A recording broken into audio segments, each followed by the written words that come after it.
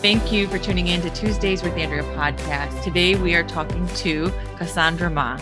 She is working to help vulnerable youth, and she has an organization, Reclaim 13, in which she's going to share some information. So welcome, Cassandra.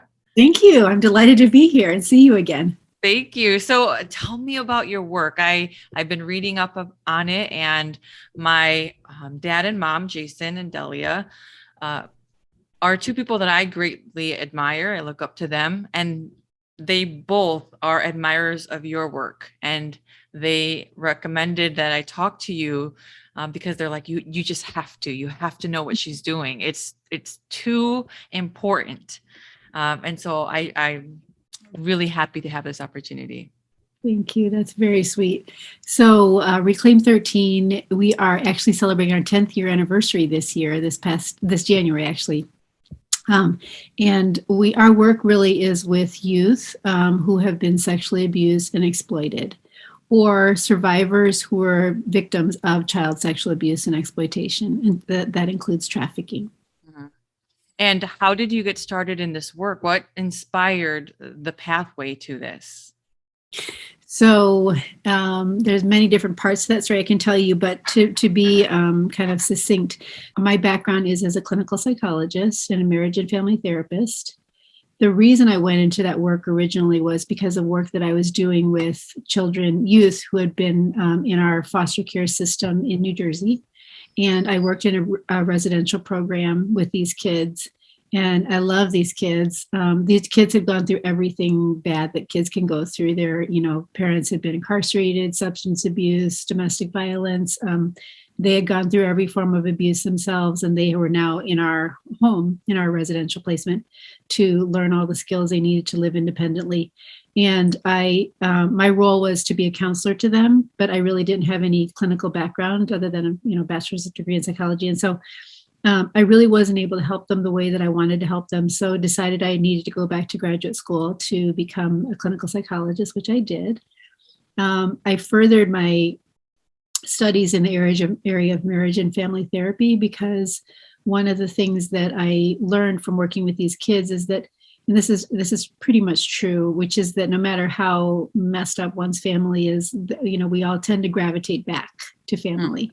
And so my goal was to be able to work with families with young kids so that they could grow up in a healthier environment. If they were going to go back to these families anyways, then my goal was to be able to help them grow up in the healthiest possible family. So and that path ended up taking me to the Family Institute at Northwestern, where I worked for many years as a marriage and family therapist, and worked with kids and families and trauma. And I love that work.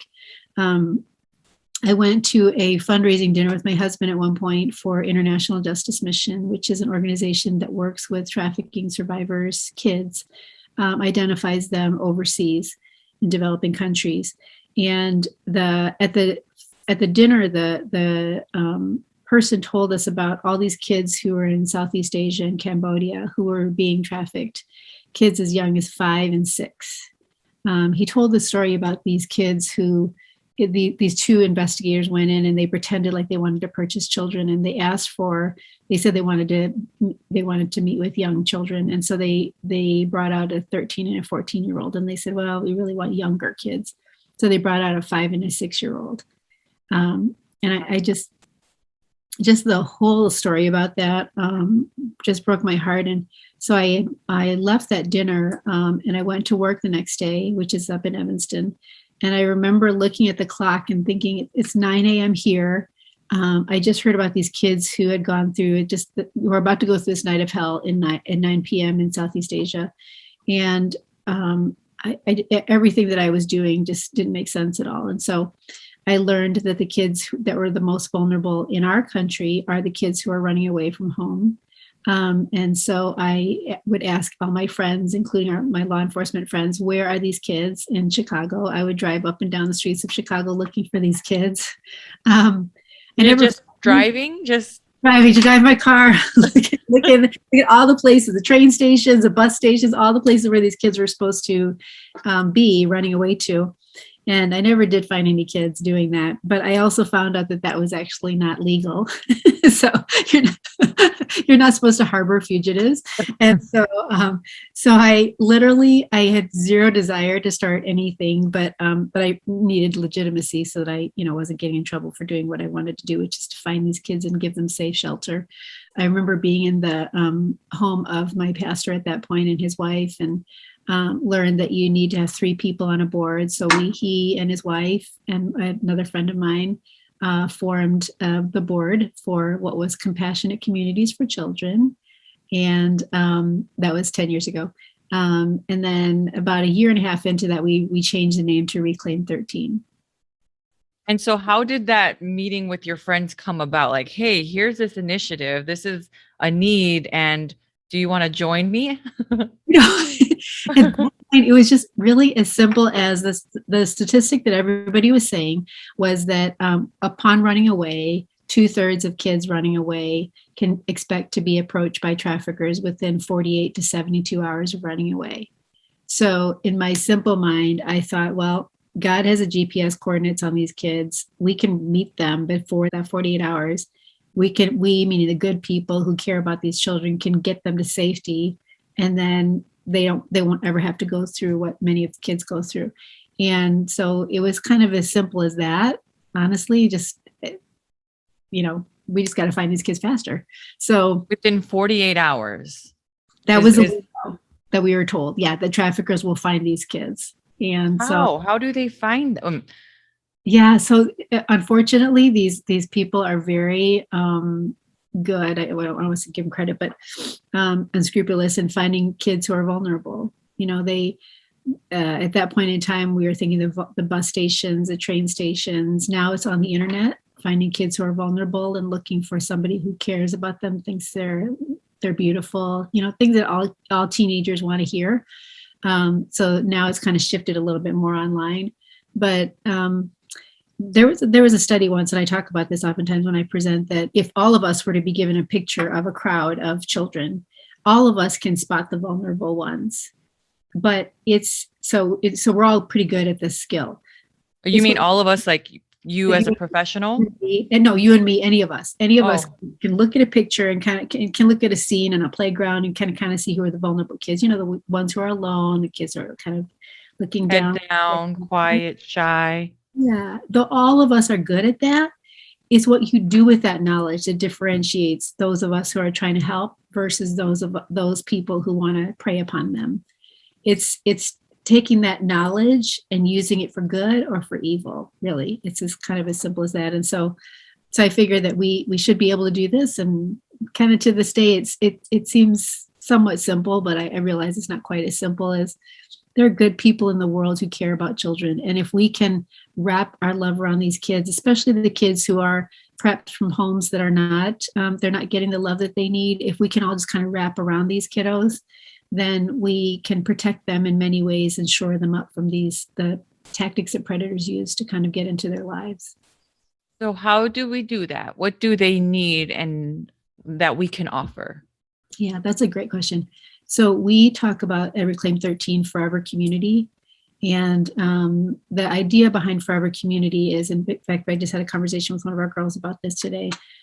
Forever Community means that for the rest of your life, we are people who are invested in your success. We are invested in your life. We are invested in helping you do everything that God's planned for you, and supporting you and loving you and being a lifeline for you. And so they know that they are a part of something that's really a forever thing. We're not here just for this time, the duration of your being in a particular program that we have. We're here for the long haul. And we do have kids reach out to us, even kids who we've had to, let go from our program for whatever reason or not. We have kids reaching out to us for help, and we are always there for them in whatever way we can, whether it's a gift card for food or helping them to get to, a therapist, or helping them with therapy or case management or whatever it is that child needs, or that young person needs, or that adult needs to be able to get through life. What role does Reclaim 13 play? Do you house children, or do you find them and then home them, or how do you support them with the community, with the larger community? Yeah, that's a great question. So when I first, again, this was in 2012 when we started out, and I was, going up and down the streets of Chicago looking for kids. The goal was really the goal, and what we were told was that the biggest thing, the biggest need in this whole problem is to be able to help house these kids, help them to find a safe place away from people who are trying to hurt them.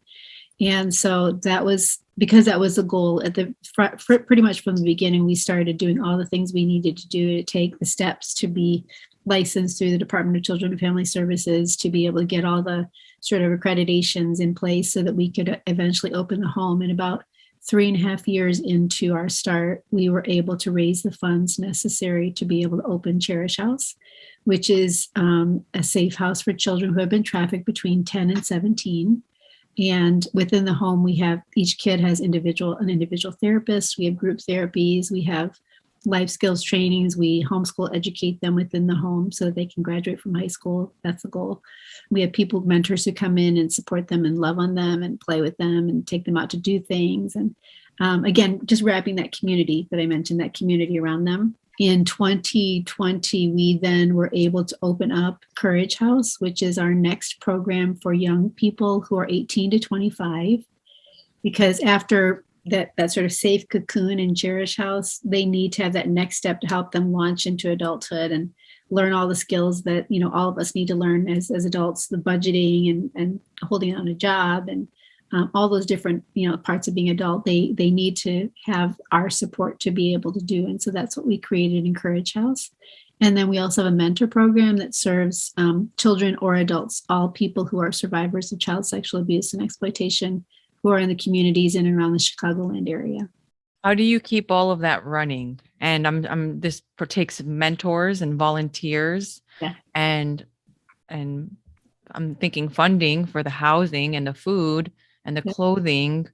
What are those specific needs that you have that people can give? So for example, the mentors, can anyone be a mentor? Are there requirements? Is there like any type of background check? How do you prevent people who want to exploit children from coming in and helping? That is such a great question and a constant thing that we have to think about. So our mentors, the people who actually work with our kids, we call them direct service volunteers. So our mentors and our crisis response team are teams that any volunteers can join. You have to interview for them. But then we do a series of background screenings on them to make sure that they're safe. Like you said, we want to protect our kids. And then we have a bunch of protocols to kind of, in terms of how we interact with kids so that we can make sure that our staff are protected, our volunteers are protected, but also our kids are protected. There's a lot going into that, but we really strongly believe that because I was a volunteer at one point, I just wanted to do anything, as I told you, with the driving up and down. So I would have really volunteered anywhere. Anybody would have taken me, I would have volunteered because I just so badly wanted to do something to help.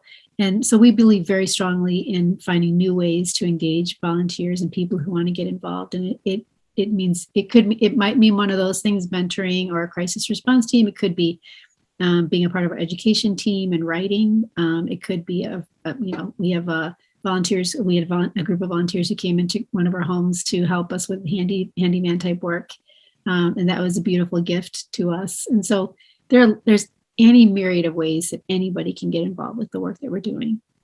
And through the website, they can find you and reach you. And is this based Downers Grove as well?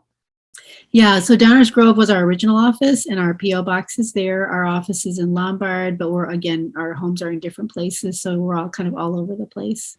What's interesting is that I don't really think of like Lombard, Downers Grove, and Lisle being places where there's huge amount of sexual trafficking or exploitation. Yeah. So can you talk about that crisis that's happening on the home front and even in affluent suburban communities? Yep.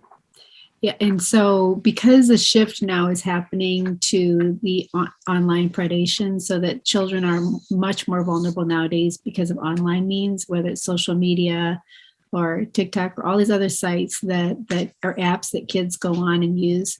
to be able to meet people. That really is a much more, so what that's essentially done is that before, where it was more kids who were living in poverty, which is still a huge vulnerability factor, but poverty and trafficking looked much more like kids walking up and down the streets or meeting up in hotels and things like that. Trafficking has become much more of a online vulnerability and grooming.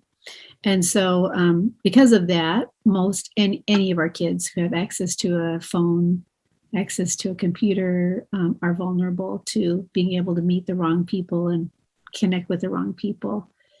During COVID, there's been a lot more kids reaching out for help and families reaching out for help because their kids are running away, or because of, and unfortunately, what you have with COVID is that before, particularly at the beginning when we had people more locked in, you have a situation where the family situation is much more amplified. The dysfunction, if there's dysfunction, it's much heightened because the family is together, you can't go to many places. And so it causes children a great deal more stress, and there's a great deal more running away. The problem is then that the kids don't have as many safe places to run to. Before it might have been a friend from school that they kind of hang out with for a few days, and then maybe another friend and things like this. We call couch surfing. But now you have fewer families. Families are more reluctant to have kids coming in and out of their houses because of COVID.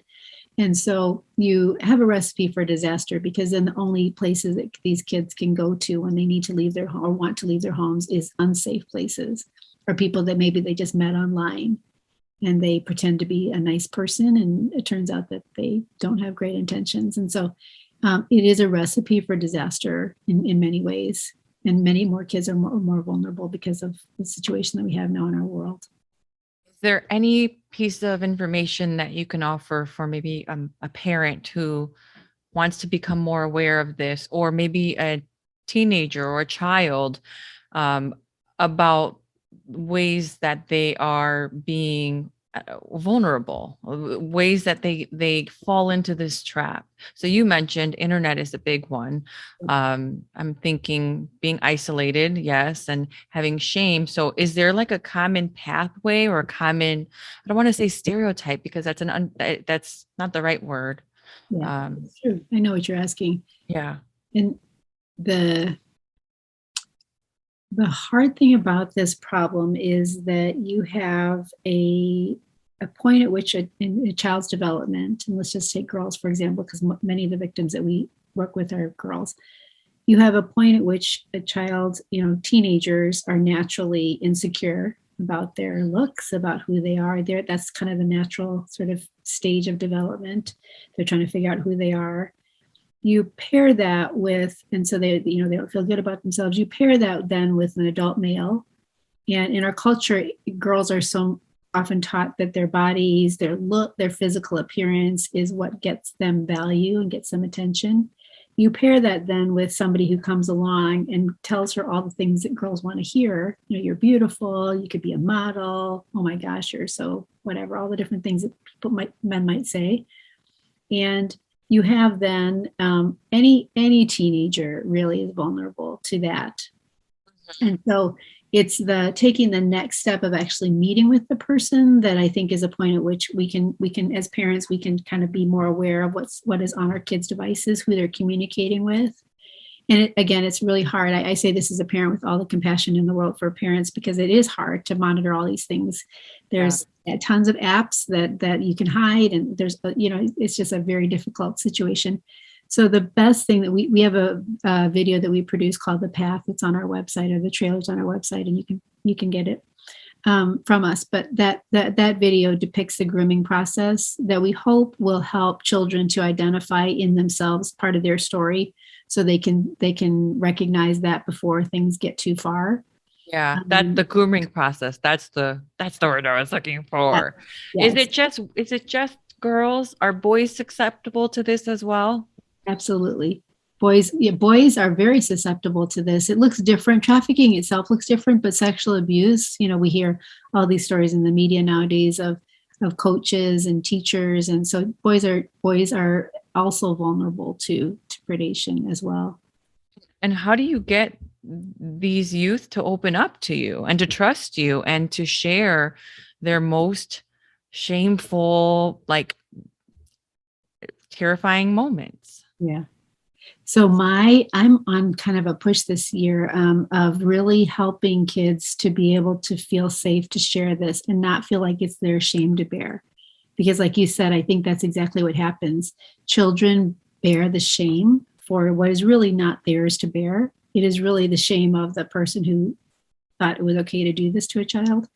But because children sort of hold on to that shame, they feel like they can't share that. So we're really, Reclaim 13, we're really always trying to think of how we can make this more of a normative conversation that we can have with one another and we can share. We have a lot of survivors on staff. And so we really believe it's important to kind of put that out there and to be able to say, look, as examples, this is something that you went through, but it does not have to define you. You can reclaim, we call them reclaimers. You can reclaim your life. Your identity is not in your victimization. Your identity is in the beautiful story that's going to come out of that. And we have so many stories of that to be able to tell that that's kind of our goal this year, so that kids can know that this is not the end of the story. So what are some of those critical pieces of reclaiming that for them? Is it education? Is it skills? Is it jobs? Is it friends, a religion, or faith? Yeah, it's interesting because all those things they need, the skills, the training, and all those things. But the biggest thing that kids need, if you think about it from the standpoint of a child, that when a child is victimized by an adult, what happens in the child's mind is that she or he starts to associate that relationship with what adulthood looks like. This is what adults are like. Adults are people who hurt you. Adult-child relationships are ones that consist of scary moments of being hurt physically, emotionally, being betrayed. All these different dynamics are what children come to associate with adulthood and adult-child relationships. And so, I heard this said once in church that that God's plan is so that when brokenness comes through people, that healing also can come through people. He could snap his finger and make everybody all better, who's gone through some sort of childhood trauma, but he somehow weaves us into the picture, which is really a cool thing for us, being that community. To be able to be a part of somebody's healing story is such an awesome privilege and humbling privilege, but that is what we all get to do. We can be those adults who don't look the other way, who don't say, when a child tells us the stories, many of our kids have been told when they've finally disclosed this to family members, they're told that didn't happen, don't talk about it, all the things, like you said, that cause a child to feel further shame. We can be a part of saying, you know what, that wasn't your shame to bear, honey. That is a beautiful thing. You survived, and look how you retained the beauty of who you were created to be. And look how this story is going to just like catapult you into the plan of God for you. So that's kind of, that message to me is the most powerful part of healing. I love how you said we can be the adults that don't look away. Yeah. We can be the adults that are part of their healing. Because it's true. I mean, sometimes it's very sad to think about all of the misfortune and all of the hurt and the pain that children do experience. We as adults and people have the opportunity to change that and to help that. Yeah, it's true. One time we had our development director, she's kind of our fundraiser. She came over to the house and she just came to hang out with the girls, and we had to have lunch with them. And they were asking her what she does, and she told them, and they were astonished that people actually wanted to give to support them and help their healing. And it was really like it was kind of one of those surreal moments where you're sitting with these kids and they're like, really, people want to do that? And these are people who've never met them. And so it was just such a mind-blowing experience, like that emoji, just for these kids to see that there are people who actually love them, who don't ever, may never interact with them, but they care about them because they know that they exist in this world. What are some of those tactics that sexual abusers, manipulators use to manipulate children? Yeah. So like you called it the grooming process, we call that the grooming process. And there are, unfortunately is true with all the sexual violations for children, that perpetrators more often than not know the child and vice versa. So it's someone known to the child. It's a family member. It's a coach. It's someone in their a teacher, someone already in their life. And that person then basically uses that position of trust and authority to be able to cause this whole horrible relationship to turn in this way. And so the grooming process involves building that relationship, whatever that may be based upon, and then building trust so that you can be alone with the child, and then et cetera, et cetera. It kind of moves into those situations. So what happens then in the child's mind is it's usually not threats that keep the child silent. It's usually the fact that the child gets manipulated into thinking that he or she should have known better, or that this is a part of the relationship. And if I tell, this person's going to get in trouble. And remember that this person is a loved one to that, or someone that child cares about. So it's the worst, to me, it's a worst manipulation of a child's innocence and their beauty in what they sort of give to us as adults in their lives, which is just that sort of innocent trust that they give to adults. How does this play out into their adulthood without Reclaim 13? So if Reclaim 13 was not in the picture, are there some common examples of this is what happens? Is it they're troubled, or they're scared, or maybe they don't ever grow into their full potential, or they don't trust people? I can imagine that in your work, you're dealing with the worst behavioral symptoms because they've dealt with the worst to them. Yeah. So how do you deal with that? Yeah, that's a good question. So we talk about the sexual violations as a particularly unique and horrible part of childhood trauma, in that of all the childhood traumas, it is the one childhood trauma that is oftentimes experienced by the child alone.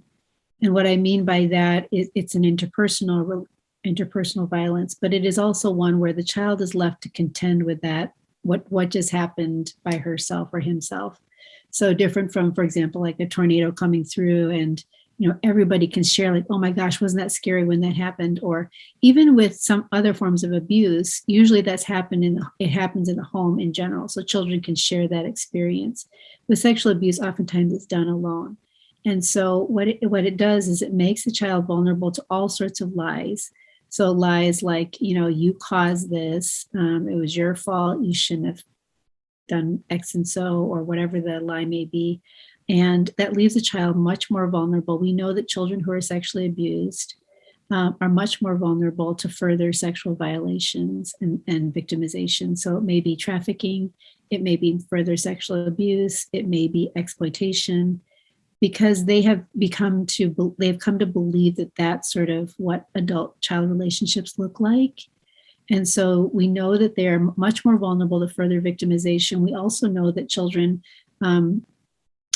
the child sexual abuse leads to a whole host of things, including intimate partner violence when one becomes an adult, so domestic violence in a relationship. It also leads to what we call relational criminal involvement, which means that oftentimes, because of the abuse of the past, relationship choices might not be the healthiest. And then those relationship choices are ones in which many of the women who are incarcerated in jail are there because of crimes they went along with. That's not to say that they're not responsible for their part, but they went along with that with their partner. And so now they're where they're at. And so the relational criminal involvement is another potential bad outcome. And then you have a parent who, without any healing, leads from parenting from a traumatized place. And so then you have that whole cycle that they're vulnerable to kind of repeating with their own kids, not seeing the right signs to be able to protect my own child, things like that. And what does sexual trafficking look like now? Is it getting kids in a car and then taking them to another state? I know I've heard people talk about Super Bowl weekend being one of the weekends in which it's one of the highest volumes of trafficking going on in the country, which boggled my mind. I'm thinking, what? That really does it's a real concern. Yeah. So can you talk a bit about the trafficking component and maybe what we should be aware of? Yeah, it's an interesting thing. So the trafficking, sex trafficking looks like, again, the relationship starts usually with somebody that they know or they've reached out to, they built some level of relationship with. It's not like what we always try to distinguish. It's not like the Taken movie, where there's a kidnapping off the street. And the what happens then psychologically is that if you think about it from the standpoint of like a kidnapping, when you have a child who's kidnapped off the streets, the child is able to create a psychological barrier between him or herself and the bad guy because they know that something bad, that person's just done something bad. Whereas if the grooming process occurs the way it occurs here in the United States, which is much more relational grooming, you develop a relationship that is hypothetically you believe is a trusted relationship, and then it turns into this other situation. It's very hard for children to recognize that person's a bad guy because they started out as a good guy. And so it's very insidious. It's very difficult to understand from the child's perspective. And it's also very difficult to break that relationship, to help the child to see this as a dangerous relationship. So that's how it starts. But the trafficking itself, the actual selling of children, is now much more online. So there's all sorts of apps. There's ways that people can go on to different sites and to find kids that they want to purchase. They will pretty much invariably say things. They'll use words in the ads that tell people that this is probably a minor, but they won't say it that way. So what words would they use? Like fresh, barely 18, barely adult, things like that. Or I'm 19. That's, usually they're not. Things like that. But so people, predators who are looking for these kids will be able to find them from the internet. And then they arrange times to meet them somewhere, usually in a hotel or somewhere. And so talk about, okay, so you have Reclaim 13 and then you have Courage House. And is that the safe house is the Courage House? Cherish House is our safe Courage house. House is a safe house. Courage House is the young adult home. Okay, so 3 different entities here. Correct? It's one organization, but we just have different names for the different homes. And do you still find these kids, or does law enforcement recommend and have a referral process for you? Like, what's that step? Let's say there's someone who's listening who needs a safe house and they feel like you're the place and they're watching this. What do they do? Yeah. So we have a hotline that's a 24-hour hotline, and I can give you the number, but it's a hotline that operates on any emergent basis, any help that somebody needs at any point in time, they can reach us. We also partner with law enforcement. They do the difficult work of finding the victims, and then they would contact us. And then if we have an ability to place them in one of our homes, we would do so. We oftentimes get referrals also from DCFS if they're children. Another big referral source that we work with is hospitals. So when they identify these kids in hospitals or victims in hospitals because of something that's just happened, then they would contact us. And then again, we try to place them in one of our homes or in one of our programs. And I read that you had developed an exploitation prevention curriculum based upon the clinical experience and research to equip children and parents. Who is the curriculum for? Like, what groups would be wise to have this curriculum? Yeah, we have a couple different prevention initiatives. One of them is that video that I mentioned, which is the PATH. Along with the PATH comes a discussion guide that parents can go through with their children as young as 10. We have a version that's for as young as 10 because we want to try to prevent this. We also have a curriculum that goes into schools to talk with children as young as kindergarten all the way through high school. And the goal there is to prevent sexual abuse also.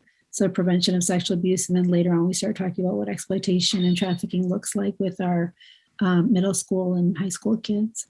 And you can find all these resources on our website as well. To anyone else who's listening, what is the main takeaway that you want them to know about Reclaim 13 or the work that you're doing?